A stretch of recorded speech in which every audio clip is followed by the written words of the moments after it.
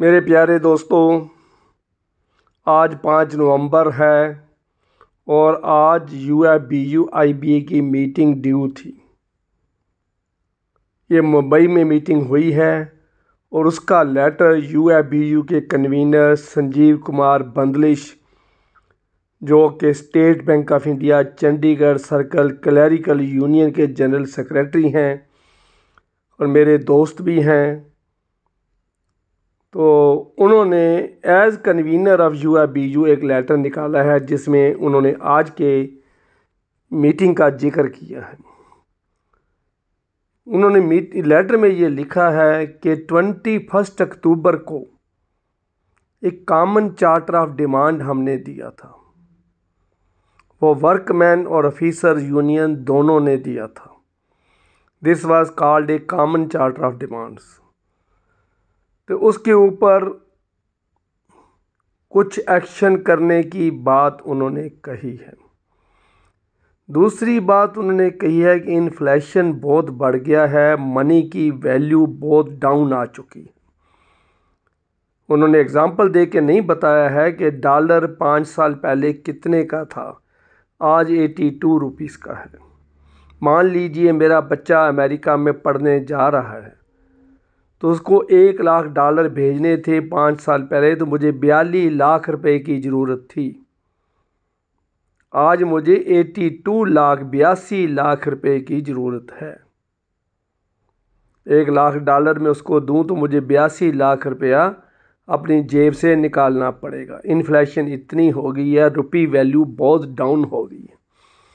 तो जो हमारा, अगर हम रुपी टर्म्स के साथ उसको इन्फ्लेशन के साथ मैच करें तो भाइयों, जो हमारी वेज रिवीजन हुई है पिछली बारी 15% की, उस टाइम अगर कैलकुलेशन सही तरीके से करी जाए तो हमारी डाउनवर्ड रिवीजन हुई है। हमारी सैलरी 2017 से कम हो गई है इन टर्म्स ऑफ रुपीस। जो इन्फ्लेशन को हम नोट करें तो उसकी सीधी एग्जांपल मैं आपको दे रहा हूँ। मैं दूसरी एग्जांपल नहीं दे रहा कि 8 रुपये किलो टमाटर थे आज 80 रुपये किलो हो गए, चलो वो भी एग्जांपल है।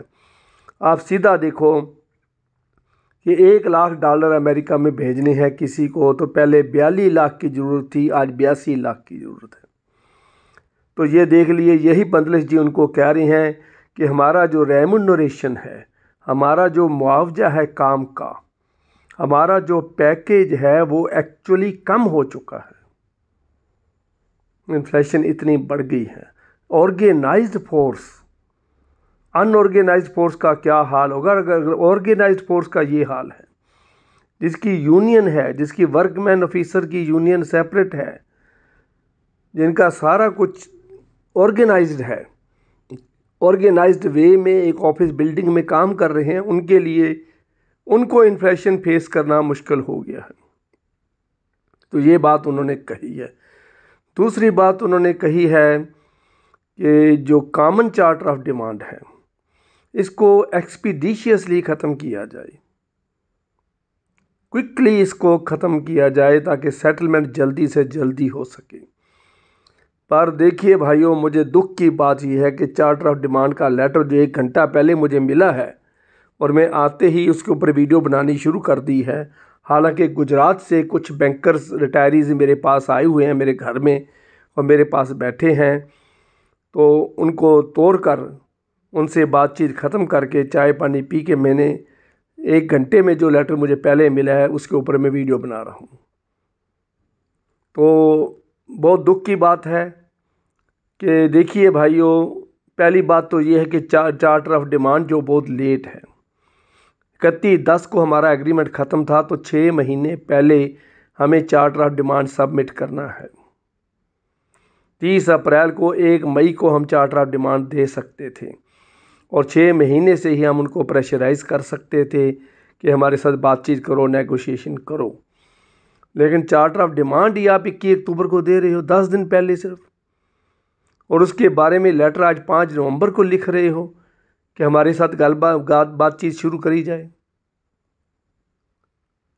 और दूसरी बीच में लकूना भी बीच में है और IBA ने ये कहा है कि हम मैंडेट लेंगे बैंक से कि क्या आप चार्टर ऑफ डिमांड सबमिट कर सकते हो, क्या आपने उसकी परमिशन ली है। नए नए कानून निकाल लेती हैं, चार्टर ऑफ डिमांड हर बार पेश होता है, उनकी विद इन पावर है, मैंडेट है ही है, एग्रीमेंट ख़त्म होने के बाद वो चार्टर ऑफ डिमांड पेश कर रहे हैं, तो फिर क्या मैंडेट की ज़रूरत है। और दूसरी दुख की बात है कि IBA ने कोई डेट उनको बताई ही नहीं है कि अगली बात कब शुरू करेंगे। तीसरी दुख की बात यह है कि लेटर में there is no reference of residual issues. कहीं भी लेटर में बात नहीं कही गई कि हमारे रेजिडुअल इश्यूज का क्या बना भाइयों। 5 साल पहले की बात हम कर रहे हैं। Pension updation was on number 1 in residual issues, number 2 पे था 5 डे वीक, नंबर 3 पे था रेगुलेटेड वर्किंग आवर्स। तो वो कहाँ चलेगी सारी बात, कहाँ हमारी पेंशन का तो रेफरेंस दिया ही नहीं है उन्होंने। पेंशन अपडेशन की बात सिर्फ CHV ने करी है कि फेज्ड मैनर में करी जाएगी। फेज्ड मैनर में किसी भी एम्प्लाई को या किसी भी रिटायरी को कुछ देना that is against fundamental rights. Ramlal और श्यामलाल दोनों ही एक बैंक से रिटायर हुए हैं। रामलाल को तो पैसा दे दिया आपने, श्यामलाल को नहीं दिया। This is against fundamental right. इसलिए फेज्ड मैनर में यूनियन को एग्री करना ही गलत है, क्योंकि ये फंडामेंटल राइट्स की वायलेशन है। मैं नहीं मानता कि फेज्ड मैनर में करी जाए। कल को ये वेज रिवीजन भी फेज्ड मैनर में कर सकते हैं। फिर तो आज ये हम क्लरिकल की वेज रिवीजन कर देते हैं, कल हम गार्डों की कर देते हैं, चौथे हम चपरासियों की कर देते हैं, बाद में ऑफिसर्स की कर देते हैं, स्केल 1 और 2 ऑफिसर की कर देते हैं, बाद में 3, 4 की कर देंगे।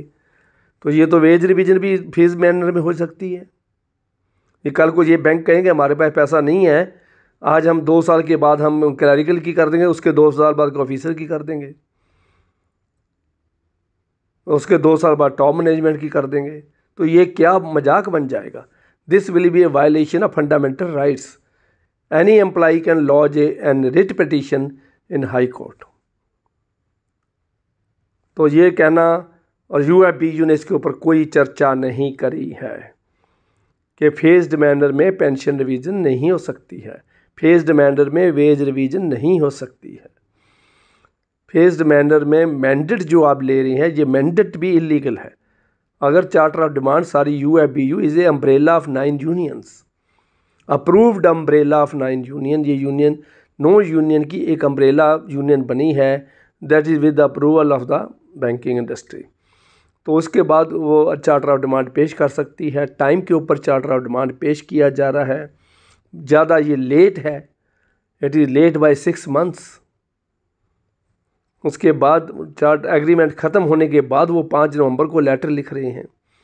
तो बहुत अजीब सी बात है, बहुत दुख की बात भी है। और मुझे इस बात का दुख जरूर हुआ कि पेंशन की बात उन्होंने नहीं करी है। बैंक रिटायरीज जो 30 साल से रो रहे हैं, 30 साल पुरानी पेंशन हम ले रहे हैं। 2000 4000 पेंशन बन रही है DGM रैंक वाले की। CGM प्रेमलता जी रिटायर हुए थे स्टेट बैंक ऑफ पटियाला से, तो उनकी जो पेंशन बनी थी 15,000 से कम थी। तो उनके जो रिश्तेदार थे उनको बहुत दुख हुआ था। She told in an interview on television. तो उन्होंने ये बात बताई थी कि मेरे रिश्तेदार मान ही नहीं रहे थे कि 15,000 पेंशन एक CGM की हो सकती है, जो पूरे सर्कल को चलाने वाला, पूरे एक बैंक सब्सिडरी बैंक को चलाने वाला था। तो ये हालत है हमारी ऐसी। तो इस लेटर में, ये लेटर ढीला है, लेटर में कोई एग्रेसिव टर्मिनोलॉजी, किसी की बात उन्होंने नहीं करी है। वो कहती हैं कछुए की चाल चलते जाओ, हम भी कछुए हैं, आप भी कछुए की चाल चलो, टाइम बीतता जाएगा और जो लेवी बढ़ती जाएगी उनके पीछे भावना, मंशा यही नज़र आती है। स्ट्रॉन्ग लेटर जो है संजीव कुमार बंदलिश ने नहीं लिखा है। That is not a strong letter, that is very simple letter, very simple language of a lazy and tired man. तो ये सोचना चाहिए कि UFBU बहुत स्ट्रॉन्ग होनी चाहिए, बहुत स्ट्रॉन्ग लेटर लिखना चाहिए। चलो जो हो गया वो आपके सामने मैंने रख दिया है। जो इन्फॉर्मेशन मुझे मिली है, जिसकी हार्ड कापी मेरे हाथ में पहुंच चुकी है। ये लेटर डिम है, मध्यम है, इसलिए मैंने आपको लाइनें पढ़ के नहीं सुनाई हैं। जो इसकी समरी है वो मैंने आपको बता दी है। और मुझे आशा है कि वीडियो को शेयर करना, लाइक करना और सब्सक्राइब करना नहीं भूलोगे। Thank you very much.